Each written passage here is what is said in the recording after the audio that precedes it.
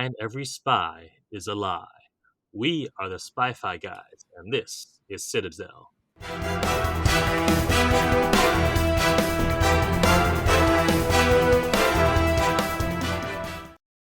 Welcome to the Spy-Fi guys, where we cover spy fiction, and everything in between. I'm Christian. And I'm Zach. And Christian, I think Archer may have ruined Spy-Fi for me. Oh, why? Because every time I watch a show like the one we're covering today, I just think of Archer. That's because it's a white woman and a white man and a person of color female agent. Is that it? No, you don't have to bring race into it. It's because we got two sexy spies who flirt, and maybe they'll get together, and maybe they won't. And also that the guy is kind of a maverick, and the woman rolls her eyes a lot. Or at least that's how it started. But then things changed. Okay, all right. So we're covering Citadel, the show on Amazon Prime. The first two episodes are out now. We actually got to see a sneak preview of the first two episodes like a week or two ago. Yes, they did not pay us to talk about their show, unless you count being given delicious pork rolls after the screening. Yeah, so this was thanks to our friends over at the Spy Museum who invited us to come to the screening. And it was a lot of fun. They also have some interviews with some of the stars and producers and creators behind the show up on their website, or I think on their YouTube channel. So check those out if you're interested. But yeah, so we got to see this a couple weeks before. Now this show, I believe, is releasing weekly. So the first two episodes are out now, and I think the next ones come out next Friday. So we'll be covering those first two episodes here. And so this is a dead drop episode, so we will not be having the same amount of content that we usually do. For example, I did not create any new poetry synopses. Boo, I didn't care. Zach, now you want it. I see how it is. Yep. All right, so do we have a synopsis from IMDb? Yes, here's the real synopsis. Global spy agency Citadel has fallen, and its agents' memories were wiped clean. Now that powerful syndicate Manticore is rising in the void, can the Citadel agents recollect their past and summon the strength to fight back?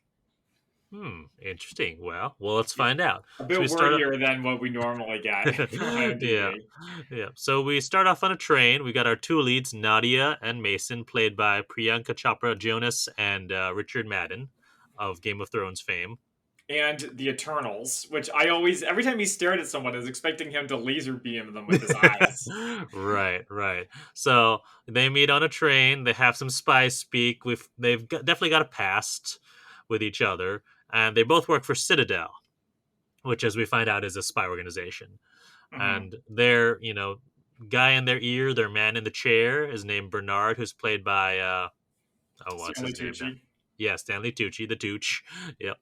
So they're tracking someone from Manticore, who's obviously some sort of evil organization.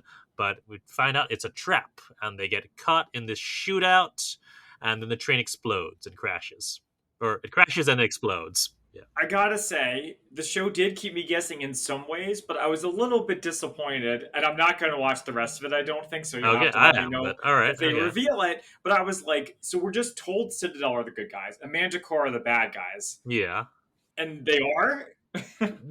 I mean, probably not. We'll see. We will see. And we'll find more about who those two organizations are a little bit later.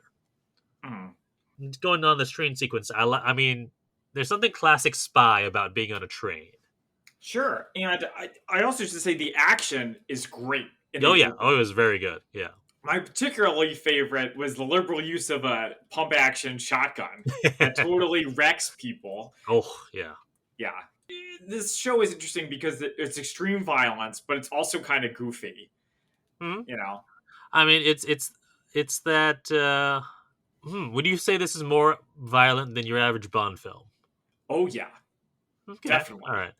James Bond movies tend to be PG-13, right? This was definitely R. You think it was R? Yeah, it had a lot of language, too. Oh, yeah. Actually, no, you're right. Never mind. Not thinking about some of the later action scenes. Yeah, it's definitely into at least a light R territory. I mean, you were sitting next to me at the screening, and you often went, ugh, and when like a knife went into somebody's leg or something like that, which I do not recall you saying at a James Bond movie. I mean, what gets that reaction from me more usually is like your John Wicks. Right. So it's closer to John Wick in terms of the violence than James Bond. Fair enough. All right, so we go to 8 years later, where we catch up to Mason, who is now going by Kyle Conroy, and he's living in Oregon. He has a wife and a daughter and doesn't remember anything before the train explosion. And so he's trying to figure out his past more because he's got his daughter and his daughter's asking questions. So he submits his DNA into one of those genealogy websites to see if he can find any Mhm. relatives. And this flags him to Bernard, who is still alive. Right. We also meet the British ambassador who seemingly works for Manticore. She's threatening the U.S. Secretary of State, and she wants to know the location of a case called the X case, which held all of Citadel's secrets. And among so many other things that it Yeah, does. yeah. It's just amazing. Nuclear codes, yeah, all sorts of things. Mm. So Bernard abducts Kyle and his, or AKA Mason, and his family, and reveals who Kyle was before, and gives him out the lowdown on Citadel and Manticore. So Citadel is an independent spy agency. It seems very similar to like Kingsman, except not UK focused or based. Yeah, like we've been here before, right? In many movies. No, Where we have the international spy agency, like ISIS, for example, from well, Archer. ISIS is a little It's weirder not and complicated. right. Yeah, I'm not really thinking of examples. No, there's usually your internet aside from Kingsman, your intelligence organizations are government based. Mhm. Your CIAs, your MI6s, your MI7s, even as in Johnny English, or yeah, Yeah, etc. So this or is one where IMF. the IMF is US based. Yeah, Yeah.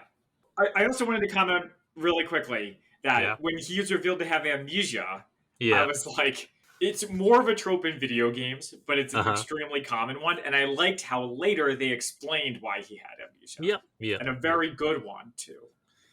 hmm So that's Citadel, yeah, the independent spy agency. And one of their Citadel agents, stole all of their secrets and revealed them to Manticore. And Manticore was formed by the 8 richest families who created their own spy network to manipulate the world. So they're basically Hydra.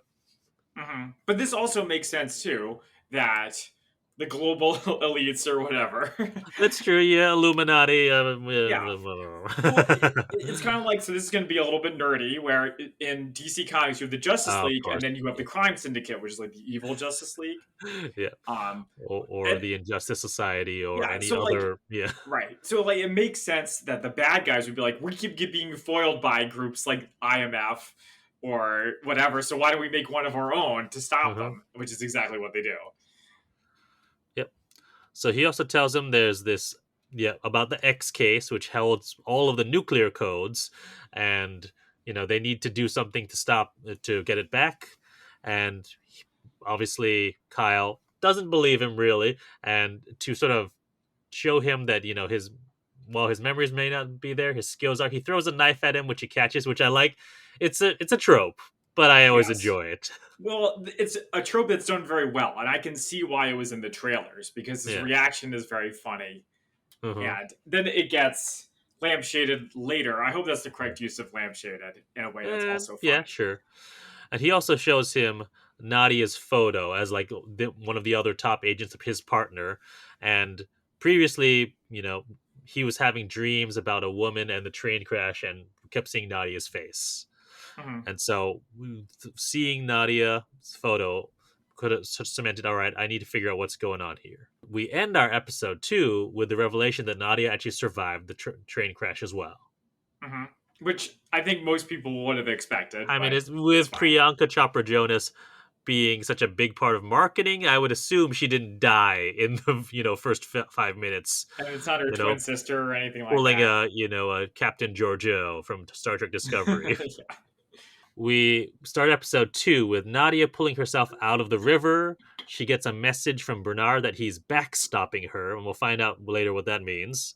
And that Mhm. she has 2 hours, so she has to figure out something to do within those 2 hours. She finds her way to the road where a guy in a truck picks her up. She wakes up in a cabin, handcuffed to the bed, So and her this was cap. like crazy. Yeah. This part. So this random dude is, I guess, like a murderer or a rapist or something because he tries Yes. to kill her, but he also has like medical ability, and he just happened to run into her. Uh-huh. I'm hoping they Yeah, explain it later. I don't feel like they I will, don't but they think they might. will. I think this is what, like, okay, in the moment, did you really think about it, or do you just go with it? No, I was thinking about it. I was thinking about Really? it. Yes. And you know me, I usually like to go with the flow, but not All this right. time. Interesting, because I think this is what. So I don't know if we've talked about this, but Hitchcock. Let me start again. I don't think we've talked about this, but Hitchcock has something he's called an icebox scene, which is a scene that hits you after you've gone home and you start pulling cold chicken out of the icebox, and Mhm. that's when you think about it. And it's like, huh, that didn't really make sense, but you go with it in the moment. Yeah, in the internet age, it's called the fridge test. Right, or yeah, fridge logic. Yeah, which I didn't realize that was where fridge logic came from, was from Hitchcock talking about an icebox scene. And But I I did th- not realize that Hitchcock originated it. So oh we yeah, both oh learned yeah. something. Yeah, so that's I think for me it hit me, it's only really hitting me now that, oh yeah, that is a little weird that he had medical knowledge and all that. So I just sort of went with it in the scene because you're focused on the peril that Nadia is facing. So my explanation is in the background, Yeah. it was in like Spain or something, right? Or Yeah, Italy. In the background, he had like New an Spain. Italian army Or like no, sticker. yeah, yeah. So like he knows how to Ah, like treat so like he's an army medic. There we injuries. Yeah. go. Okay. And so, yeah, he removed the bullet from her leg. She manages to get free, attacks him. They have this brutal fight Yep, involving like another extreme action sequence, right? being stabbed with like some sort of horn, if I recall. Yeah. But yeah, she manages to stab him to kill him, and right after she kills him, an implant in her head starts pulsing, just in her neck, Hmm. starts pulsing and deletes her memories, and even like has a little voice that says, "So there's a speaker implanted in there somewhere that says, deleting memories now." I guess so. And actually, now that I think about this, so it's revealed that the backstopping wipes their Yeah. memories so Manticore can't find them, but they Yep. look the same. Yeah. So, like, why couldn't Manticore just track them down? I guess it's a lot harder, but in Mm, the internet age, it's not that hard. So no. I don't know. Wow. That's a good question. I didn't think about it. I mean, hey, there's another icebox thing. Yeah, or We didn't maybe really like think about it. backstopping has some kind of reverse worm where it goes through and deletes all their stuff, even that's been From stolen. the other end, maybe. Yeah, Yeah. yeah. Anyway, so Bernard and Kyle, aka Kyle slash Mason, go to New York City to retrieve the X case, and like they park in a unmarked white van in front of the Hmm. building, which I'm pretty sure this is the building that they used in like. I think they've probably filmed this all in Atlanta, like the Russos tend to do. Right. Oh yeah, we didn't talk about how this is exec produced by the Russos, Hmm. And you can but tell, unlike a yeah, lot of other shows that are executive produced by people. but this looks like the building where they used an Endgame for like Stark Tower, where you have Hmm. like Cap and 2012 Cap fighting. Right. I'm not actually sure, but it just looked like that to me. Anyway, Mhm. so they run through their plan. So Bernard managed to backdoor Kyle's biometrics and a fake ID into the system, and so he can get in that way. Bernard will be in his ear, and who would just go listen to him to tell him what to do. So Kyle gets into the building, is immediately followed. Bernard guides him to evade, gets into the room, takes out a guard, gives him specific instructions on like, hit his Adam's apple hard this way, or grab the gun, etc. And he gets it and grabs the case. But one of these two goons who are brothers, I don't remember what their actual names are, Mhm. notices him. Yeah, there's some good tension in this part because Kyle slash Mason still doesn't really know what he's doing, Yep. and because he barely remembers, and at the same time, Bernard is being harassed by a security guard who's like, "You're not allowed to Oh park right, here." yeah. Yep. Yeah, so they get away. Kyle Mhm. opens the X case and sees all these vials with like different names, including his name, Mason Kane. And apparently, also it can also search for active agents. And at this point, it's revealed that Bernard and Kyle can't go back to Wyoming because of once he walked into that room, they knew he was alive, and they'll be going after him. And following him. So if he goes back to Wyoming, he'll lead him right back to his family. So maybe that was the explanation for why they were okay, because Manticore thought they were dead, Probably, so they yeah. weren't looking for them. It's kind of like Anakin Skywalker and his kids. Yeah, Even though they had the same last name as him, he didn't find them because he wasn't looking for them. yeah, but how common is Skywalker as a last name? Let's not get into that. Anyways, so back to this show. Um, Bernard tells Kyle to inject himself with a vial with his name on it. That'll give him back all his memories. The two Goon brothers are after them in a car, and as he's right about to inject himself, Bernard gets shot, but Kyle manages to get away with the X case. However, his memory vial is broken, Ooh, so so all of this his was memories are gone. interesting. It Yeah, was interesting. He's never going to be able to recover his memories theoretically. yeah. So Kyle steals a car and sees that Nadia is the active agent that the X case has discovered, and she's in Valencia, Spain, and it is in the middle of the Fallas Festival, which we've seen before in Mission Impossible 2, although they had it take place in Seville, which is not quite Mm. right. But he finds Nadia. She has no memory, and so they go, but she like gets her attention by saying 8 years ago in Italy, was it Italy? I think it was, I can't remember, I think it was Italy, yeah. Mm. you know I know what really happened. So they go and talk into the kitchen. He tries to do the knife toss, or throws the knife at her, seeing if she'll catch it. She just ducks and is like, "What are you doing?" Yeah, so this was great. I don't know if it was in the trailers, but it was really funny. Yeah. The audience Yep. had a good reaction to Uh-huh. it. He also shows her the case and the vial with her name on it, and just as he's about to convince her that this is something, something's going on here, and he also tells her that he's a spy. Actually, at this point he's faking being Mason Kane, that he actually knows what's Mm. going on. Yes. But one of the Goon brothers arrives in Valencia, gets the drop on them in the restaurant, which has cleared out all of a sudden. It's now empty, and People just know somehow. yeah, they have a big fight. The Goon gets Kyle on the ground, shoots him in the leg, but Nadia takes the vial with her memories in it and saves the day. Nadia remembers everything, including a specific memory where she says to someone else, Mason can never find out. Yeah, just in time to save his Yeah. bacon. And we go back to the UK ambassador, who has Bernard, who is still alive and not dead. And with that, our Mm. second episode ends. Yeah, so do you have predictions for the rest of the Ooh, that's a series? good thing. So here's All one to right, think let's hear in. yours. My Yeah. main one is that wife is dead.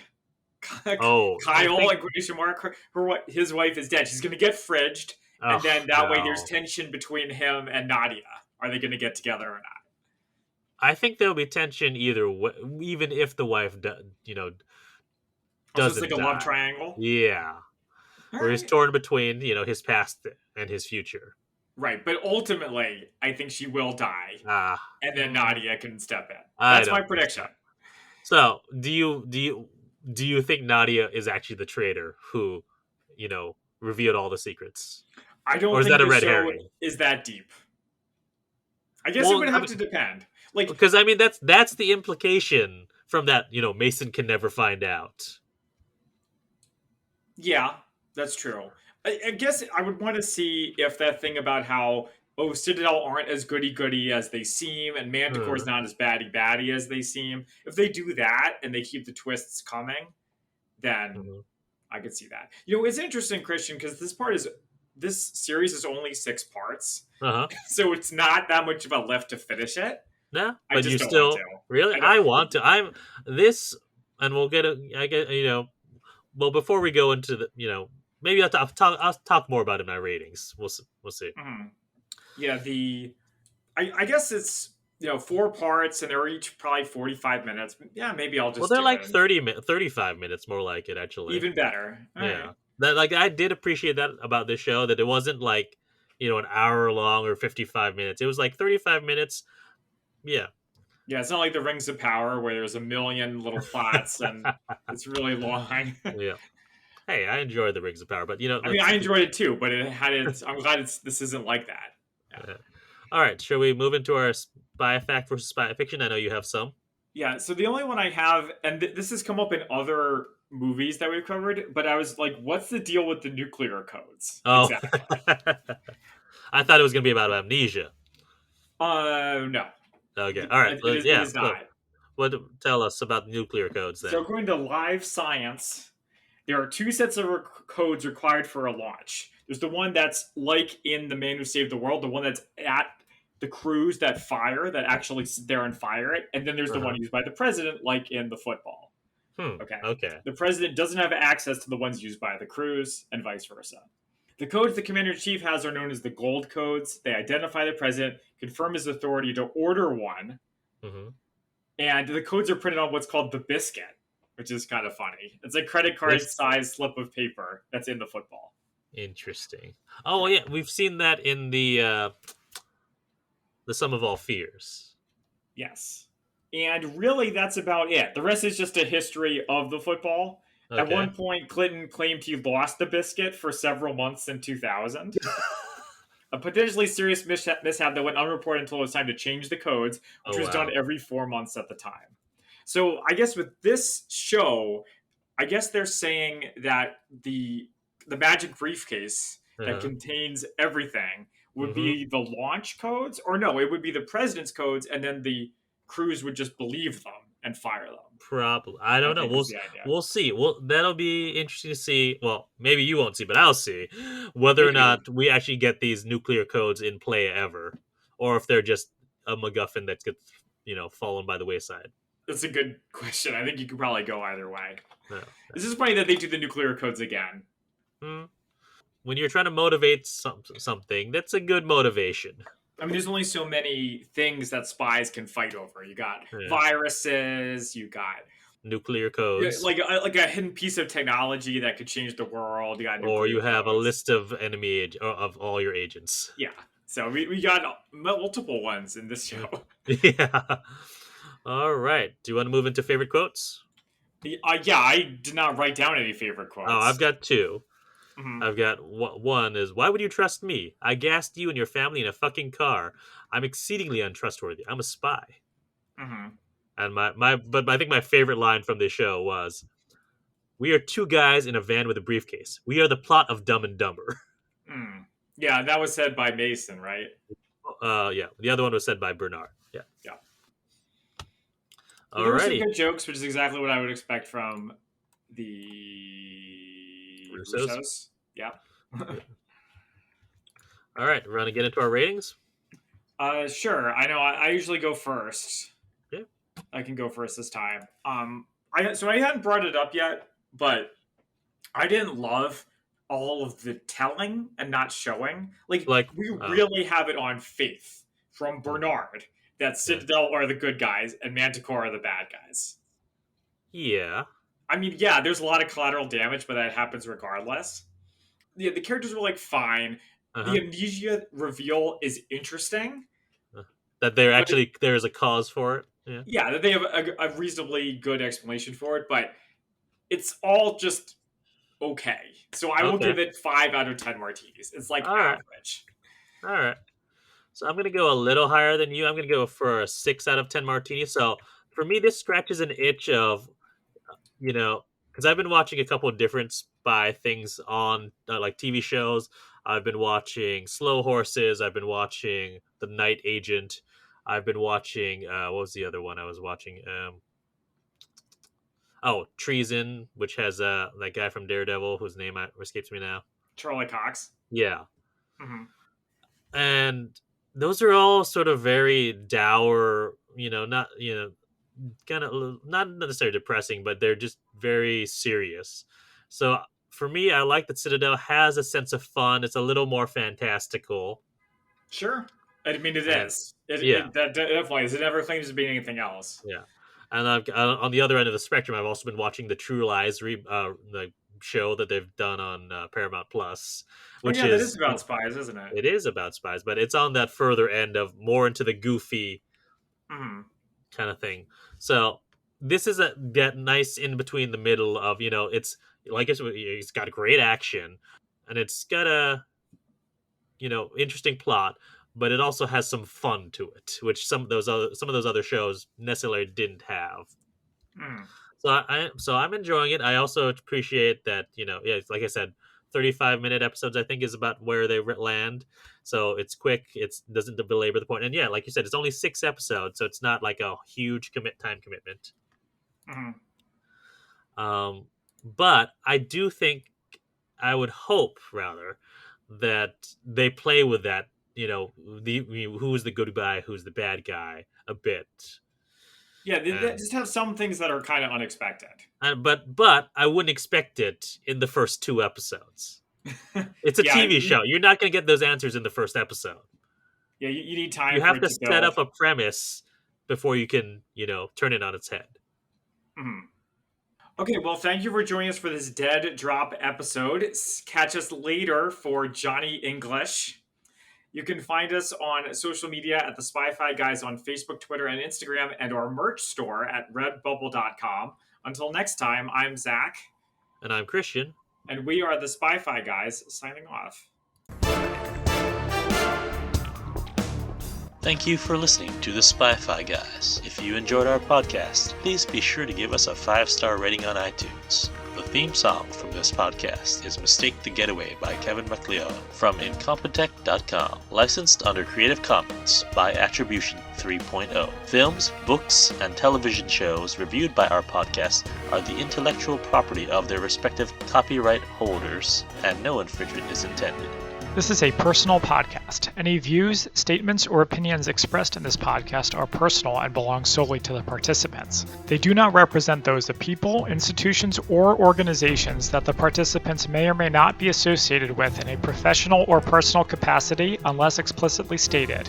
Any views or opinions are not intended to malign any religion, ethnic group, club, organization, company, or individual. You can find our podcast on social media at The Spy-Fi Guys on Facebook, Twitter, and Instagram.